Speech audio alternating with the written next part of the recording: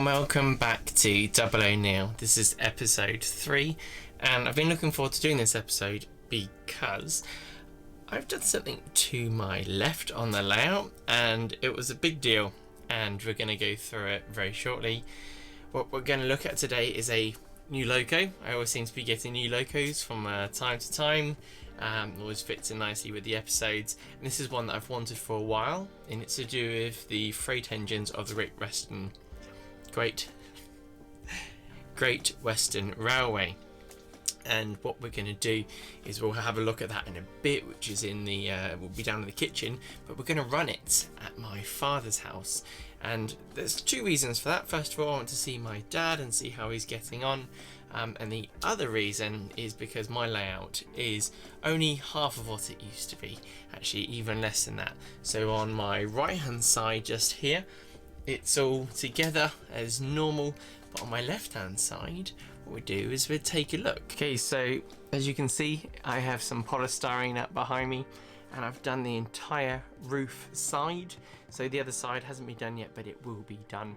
I'm going to be taking some of the boards off and sliding it all in there, just making it nice. That's all I'm trying to achieve, is keeping everything nice up here with obviously the conditions, because in the winter it's going to be getting cold, in the summer it's going to be getting a bit hot, so I want to obviously make that a bit better for me.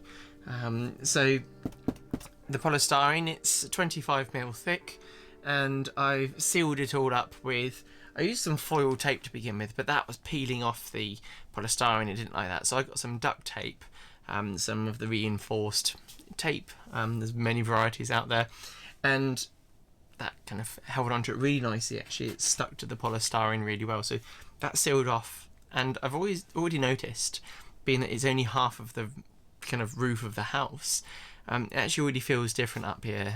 The way, I think it's almost like you can feel less moisture in the air, I'd like to say.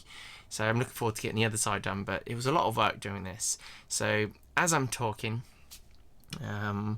you'll be seeing the kind of, let's call it the time lapse coming up, and you'll see the stage of me getting all the boards off, which was initially, what am I doing, why am I taking the boards off? But by taking all the boards off, I'm going to start again with how it's done.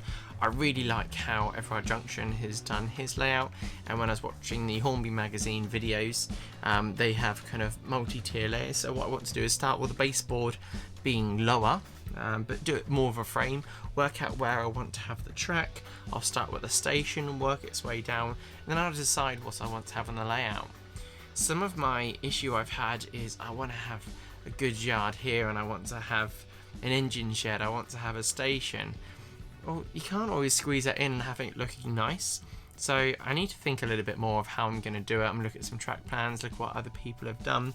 So that's one thing that's really important to me, because I've got some ideas. I've been looking at also Mouldy Raspberry, the way his layout is. He's got a single line going around most of his layout, and it looks fantastic. He's got a lot of scenery going on, but I also want to be able to have lots of locos running in one go, so that's one of my reasons why I want the 3 lines. I'd have 4 or 5 if I could, if I had a big enough layout. Anthony Dodge, who does a lot of the American railroading, he likes all the Markland stuff, and he has so many lines going around the layout. It looks fantastic. So there's part of me that really wants a lot going on. Anyway, so that's that, but I haven't really done anything with the boards. It's purely a case of these slats are still here. They're going to be staying on the ends, but I'll actually be reducing the height on some of the other bits of them, and it will then allow me to make these kind of deeper frames, which will allow me to have bridges with roads coming through. If I wanted to have a river, I could have that, that's down each side of like some large banks or whatever. So for me, that's really interesting, and I'm thinking all the time about what I can do, looking through books of to get that inspiration of what other people are doing, as well as looking what other people have done on their actual model railways. So what I'll do now is I'll stop talking about all this, because this has been really exciting for me to do, and I'm really pleased I've done this. I will be putting some strips of wood up, and then put lots of it on. I'm gonna put the boards up, which I'll then paint blue, My plan is to nail them in this time so I don't have the obtrusive screws, because if I have to get it down, I'll get it down, I'll just rip it off and I'm not going to be able to recycle it so well, but I'm not worried about that. Once it's up, it's up. And then I'm going to use some PVA glue and I'm going to stick the boards to that. But I'll do that maybe on the next episode or whatever. This is actually a lot of work to do. I'm crawling around down the bottom, you know, where the roof obviously gets smaller, and that's hard work. But no, it's done now. This side is done, and I'm looking forward to doing the other side. Well, I'm not. It's a lot of work, but I will do it, and because I know what the benefits are from doing it, so we'll get this done. But anyway, let's go into the kitchen, have a look at my purchase, which I'm really pleased about, and we'll go from there, and I'll see you in a second. Here we are in the kitchen. I'm really pleased to be here because I'm going to be opening up a box that I received yesterday from Hatton's. And I was keen to get it and have done for a while because it's been out for a little while and I've kept my eye on it. And it came out, I believe, in August 2018. It's by Heljan. I already have a 28 class and I love it. It's my favourite freight loco. It's the only one I believe I've got. Unless the class 50 comes into it, but this is a steam engine. And my dad has a 2800 and I'm looking forward to seeing that as well. And I first saw one when I was at Severn Valley Railway, and it's stunning, absolutely stunning when it's going, and it's putting coaches when it's doing it. So we'll be doing the same with our ones. Anyway, let's get it out. So this is the 47 class. I just open it up, it's in the sleeve. There's no information on it really, apart from on the end it says 4782 on it. So if I open it up, we'll see our sleeve inside there. It's £154, and I'm hoping it was a well spent £154 because it's the most expensive loco I've brought, but it's one that I've wanted for a long time. So we get it out the sleeve. It's normally good packaging that everyone's doing these days. Get that out, pop that there. I've got some bits in here. Okay, so I've got some wheels, what looks like to be some running plate bits. There's lots of little pieces, so it'd be interesting. Well, there you go. I'll figure that one out, I'm sure. And then there's all the brake gear gubbins that are just here. So we're going to have to assemble that anyway. Oh, this is interesting. Okay, so I've seen the sleeves come together before, but this one comes apart in an interesting way. So we've got a front door and a rear door. A hatch to come over here. And a cover. Let's have a look at this then. Looks awesome. Let's get it out.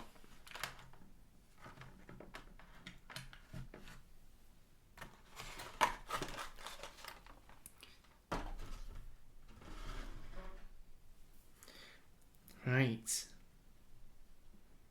That is wonderful. The one thing I like about it is it's got lots of wheels on it for driving, and they're quite big, and yet it's got a large boiler, more like what's on like the King and stuff like that, or Castle. I don't know all the information about, you know, what that boiler was close to, but it does look fantastic. I think I've always liked engines like the Evening Star. There's a LNER building from scratch like Tornado, and is it one of the peppercorns? No, Mikados, I think. And can't wait to see that done. So yeah, no, it looks gorgeous. Obviously, it's a Great Western liveried one here, and looks nice. Let's look at it from every angle. The firebox is being painted up nicely. It looks like there's lots of detail inside there. Obviously, the coal looks reasonably realistic. Obviously, I've not seen it from this scale in real life to look down. Maybe it could be a little bit shinier, but maybe we can do something about that ourselves.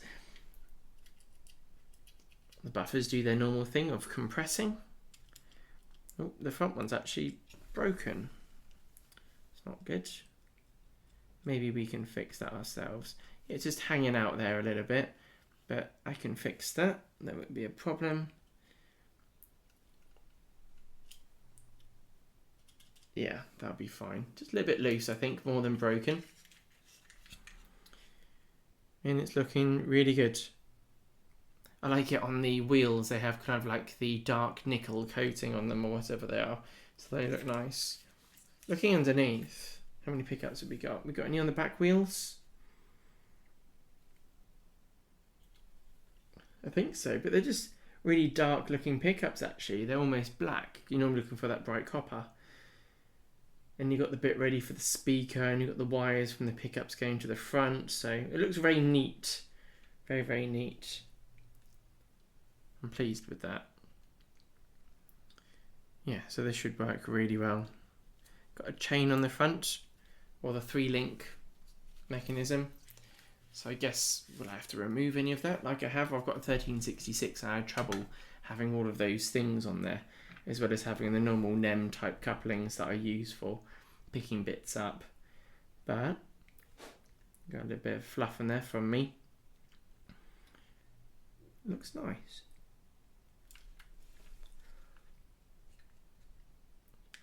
The fittings that hold the rails on the side look like they're made out of plastic, and kind of looks like they haven't been painted the same colour as the rest of it, but I'm sure they have. They just look a little bit lighter in colour, but still it looks nice.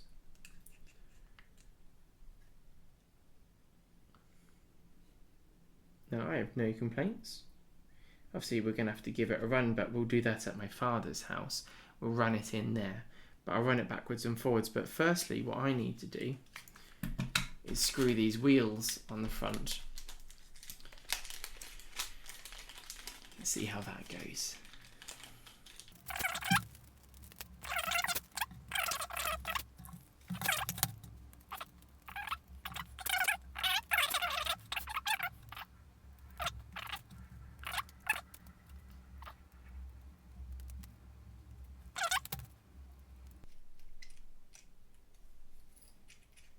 Yep, so doing it at reasonably tight. Still got freedom. So now we have it all together. You can see it hanging down. Be finding itself when it's going around the layout. There's no springiness to it or anything. It's just by weight it's dropped down there. Shall we see how well it runs on my makeshift track? I need to make myself a test track, don't I? That I have down in the kitchen for when I do these parts of the shots. Super. Okay, let's see how well she runs.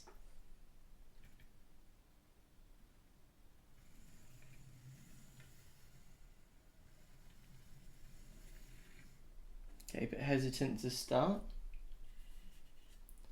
She's going to get there.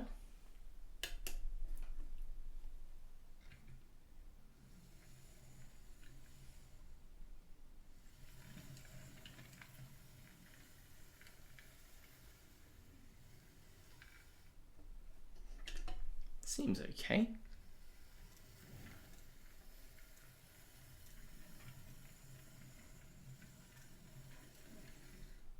I would say reasonably quiet, but not as quiet as some of the other locos that I have.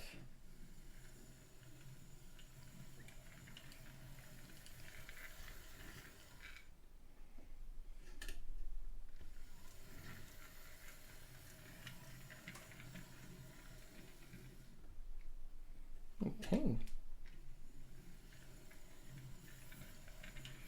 Well, I can't see any problems with that. One thing that I was looking at is comparing to like my Prairie, which is probably the most recent Hornby loco that's been out that I'm really interested in. And it's, you know, it's all looking very comparable in regards to the rivet detail.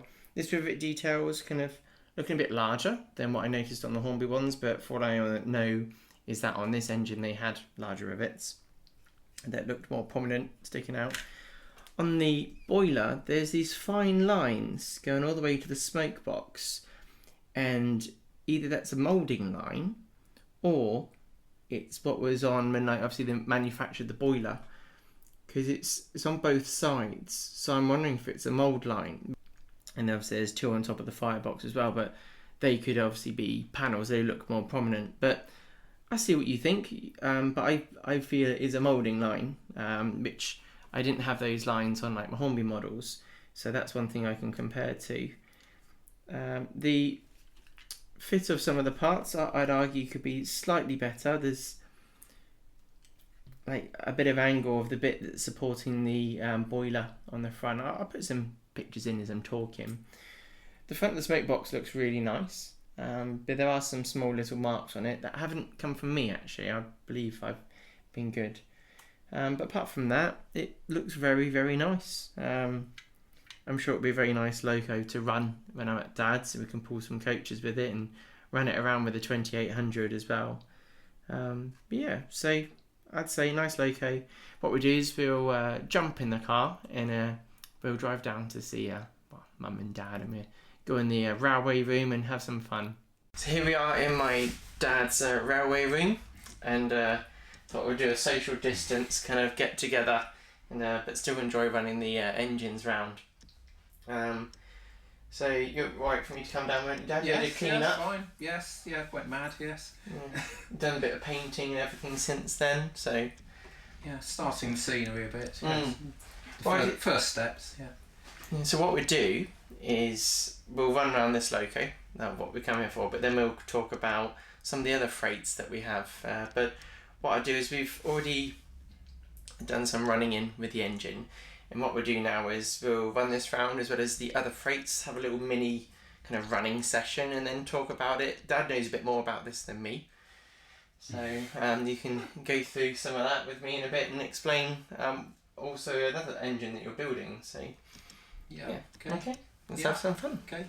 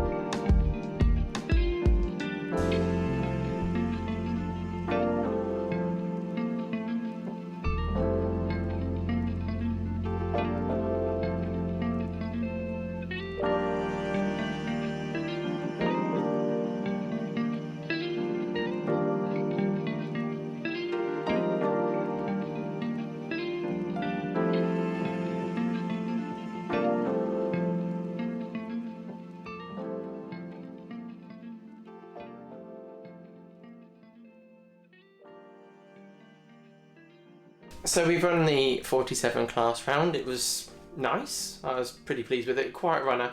Didn't like where some of Dad's track laying, where he's openly admitted there's a couple of bits where it kinks slightly, but we're going to look at that and kind of smoothing that out. But basically, because you've got the two-way toe arrangement, it wants to kind of force itself off the line. But it seems to run everywhere else. It's reasonably quiet, isn't it? Yes, yeah, fine. Yeah, it was a pleasure though. We got to run Dad's kit built 2800, which I'll probably talk to you about in a minute. And we had my 2800 from the previous episode going around as well. But I didn't realise, but Dad's also been building his own 47 class, which is really good. So we'll look at that in a minute and we can talk about it. But I'd say, the 47, it's been a good little runner going around. So, I don't know, would you get one, Dad, or would you just build up your own one? Yeah, well, as soon as I've already got the kit, I'll see how that goes, I think. Yeah, well, we could do a little feature on that. We could have 4 freights going around when it's all done. Okay, so what we do is we'll get a bit of a closer up shot of Dad's cast one a bit. I'll show you some pictures in my hands and Dad can explain a bit more about it. So this is the wonderful loco that Dad built. How many years ago, Dad? Oh, probably nearly 30, probably. 30. So when I was about 3 or 4 years old, you were building this up. So you've got the box, haven't you? Yes. Yes, there. That's it's a Westwood. Okay. So is this a common kind of company back then? Yeah, they used to be. Yes, not as famous as sort of Will's, or well, Southeastern Fine Cast or whatever, but they were sort of a smaller manufacturer, but pretty good, and they had brass chassis and everything. So did this kit have? Quite fine. It says requires motor wheels. So it's £59 back 30 years ago. Yes. So yeah, it was. That's more like £100 now, really, isn't it? Oh yes. Yeah. They had better detail than the Fine Cast or the there was K's around at the time, and a few other mates, DJH and whatever. But they had sort of etched brass. Oh, sorry, etched brass chassis and things. But you had to just get your own wheels and motor and gearbox, etc. Was that not too difficult back then? No. There's a lot of it about. There were lots of companies selling stuff, but now it's a bit more difficult. Yeah. But it is still around, but there was a lot more choice. But yes. Now I think where people have retired, whatever they were producing are now sort of made by or produced by, was it Wizard and Comets and whatever. Okay. Sort of large groups sort of thing of them now. I think some of the motors now, the CAN motors, you used to be able to get quite freely, are a bit more restricted now. You can't get quite so many. Would you say the quality's better now with everything that's done, or would you say back then they had some really good stuff as well? It was. I think then you had to make it if you wanted to find a detail. Okay. But mechanically, it was. You bought you bought the gearboxes or the sort of 2 gears and made your own bits up. I see. Spent up the brass and. Yes, you just bought a worm and cog type gearbox, and then the branch lines and say there's the high level later on, the gearboxes with lots of gears in sort of came on the gear trains. Okay. But that one I think has got. I'm not quite sure what that one did have. Whether it's, you can see from underneath anyway. Yeah. Some of the engines have just got the 2 gears in. Some have got the gear train ones in. Are we able to take this body off in a bit? We don't have to do it now, of course. Not. You probably would rather not. Well, you can look underneath. So you can have a little lift up. Yeah, you can see quite a lot in there. In fact, you can't really see that. That is just a worm. There's a worm there and a cog. So there's no actual gearbox. Well, there's a very basic gearbox. It's a worm and pinion one. If you can see the worm just sort of sticking up there. So there's a vertical motor in the firebox, just comes straight down onto the cog on that. I see. The gear on that wheel. Has it got in? Does it go to the rear pickup as well? Did I do that? Looks like I have. Yes. I had to think for a minute. Yes, there's some tender pickup as well.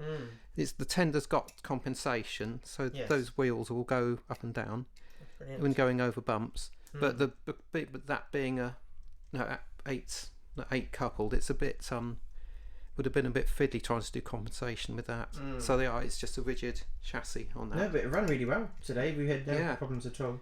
Yeah, considering the tenders coming Has that been broken just now, or is that... No, that must have been for... So it's been pulling on the wires? Yeah, it's been pulling on the wires, Fantastic. Yeah, hadn't noticed that. You could do a little fix up on that Yes. one.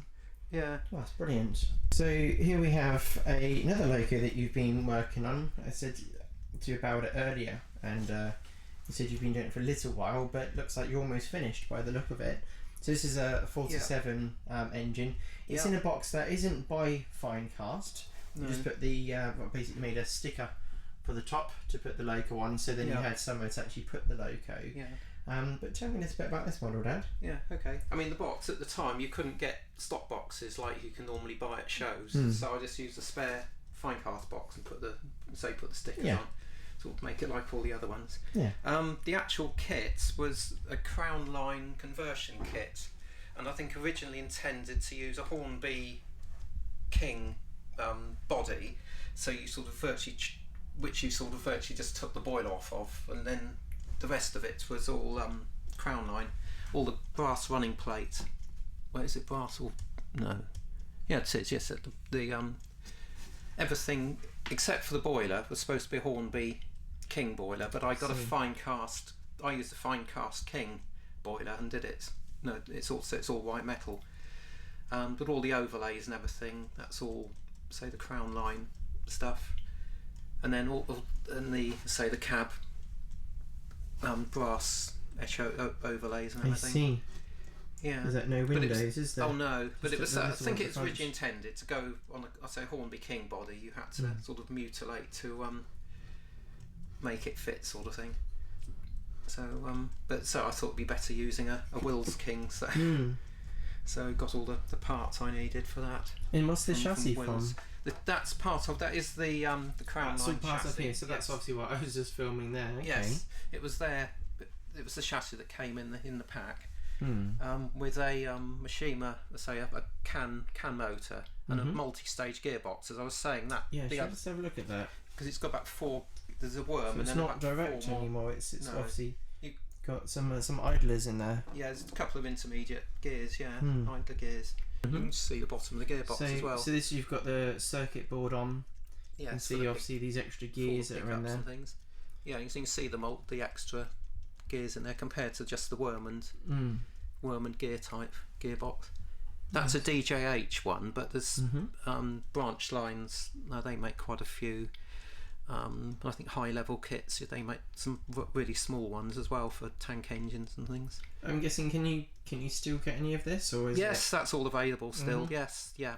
That's great. What's the tender? I see you've got a chassis for the tender, and you've got a tender. Yeah, the tender is virtually a just ordinary trying Hornby type Hall or King. I think it's can't remember if it was a Hall or a King one, but it's only one of their normal tenders that's been detailed up a bit. Yes, separate hand rails and lamp irons and Did things. you add them yourself? Or? Yes, because the original ones were moulded. I see. So also like the brake standards, that sort of thing, that's all extra. But so I can't remember if it's a King or a Hall one, but I think the Hall may have been the better one. Yeah, could have been. And then the chassis, that's a compensated Is that one. part of the kits? When you got this, or it's no, because I think they just intended you to just take the chassis, just dump it. the King tender, and that was it. But I always make this is a compensated one, so those wheels will. I see. Yeah, so they move they articulate on there. to each Yes, other. you can. You they'll can move really up and see down. that, can't They you? go that way and that way. So when you want to go off-roading. So when you've got dodgy track like mine, it helps. It helps the pickup. And so if I do put pickups on there as well as the loco, then. So you have a lot of driving wheels, just like your 280 over there. Yes. So when are you going to finish it, Dad? That's my question. Hopefully quite soon, because I was starting to paint it, realised I'd done it the wrong colour, so I stripped it all off again. So I've got it all cleaned up now, and put the lamp irons, are they still on there? Yes, I think I took those off, the lamp irons down there when I took all the paint off. So it's due another coat of primer and go for the green. Yeah, just do it. Yeah. And then we can run all 4 locos around, can't we? Because I did it all in black, which I'm going to leave the tender because it was so horrendous trying to get the paint off. But you get a bit. I should have really just gone grey and then gone painted it green and then done the black afterwards. I see. did it the wrong way round, but I'm not going to change the tender. Yeah, you can see how it comes out. It might still Yeah. look really nice still. But trying to spray green onto the black, it doesn't. It's better going onto sort of grey primer first, I think, and then put the black on afterwards. So Yeah. so that's. But it's taken a while because the kit didn't have these washout plugs in it. I had got So those you've some. got these little copper pieces. Got those from somewhere else, some other kit manufacturer, and so it was just waiting for that really. So it's been sitting around with the chassis all done, so it's all, it shouldn't take long. Just give it That's a right. paint. I'll keep encouraging you. Right See then. you getting on. Yeah. Okay.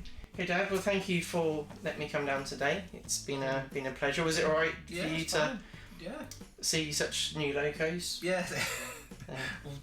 Well, ones I haven't seen for a while. Anyway, getting all the old Great Western ones out, all the kits and things. That's right, because the last things you had on were the diesels, weren't Yes, the diesel day. Yes. So I think majority of them are all kits. There's one or two that got chassis. No, they're proprietary bodies with chassis sort of thing. But most of those in the loco depot were the kit ones. So sort of give them an airing. they? Yeah, it'd be good to probably spend an episode going through your layout and your different engines, because there's some that I haven't seen before. No. So we'll have to. Fine. Yeah, sure. Yeah. It'd be good. I'll probably leave you like my prairie and things to play with if you like. Have some fun with that. But I'd just like to say thank you for everyone watching. Thanks for all my subscribers. Obviously there will more keep coming, which is brilliant. I've been doing some live videos as well, which has been good fun, putting certain models together. Big thanks to my patrons, all you that are kind of helping me out where you are, and all my support that I get through comments and likes always goes a long way. So yeah, big thank you, and I'll see you soon on the next episode. Bye.